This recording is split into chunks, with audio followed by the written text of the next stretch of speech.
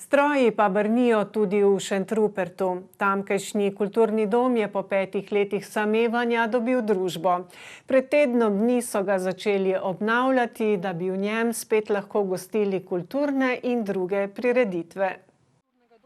Šentrupertski hram kulture je bil zgrajen v 30 letih prejšnjega stoletja, notranjost je bila deloma obnovljena na prelomu tisočletja, vendar pa je danes dvorana s servisnimi prostori dotrajana in neprimerna za kakovostno izvedbo prireditev.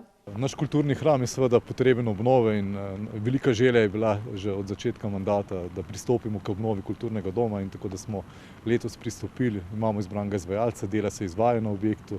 Za hidroizolacijo, obnovo sejne sobe, kuhinje, prenovo sanitarij in tal ter posodobitev ogrevanja so v proračunu zagotovili 100 000 evrov.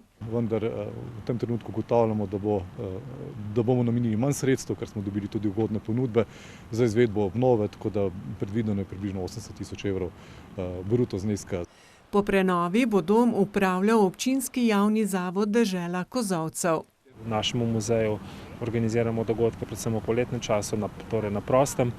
Večje dvorane pa Šentrupert ni imel oziroma ni bila na voljo, tako da smo veseli, da je občina letos to dvorano obnavlja in bo potem v naslednjem letu služila tako za dogodke občine Šentrupert, društv, ki delujejo v občini, in pa tudi za samo delovanje zavoda Dežela Kozolcev.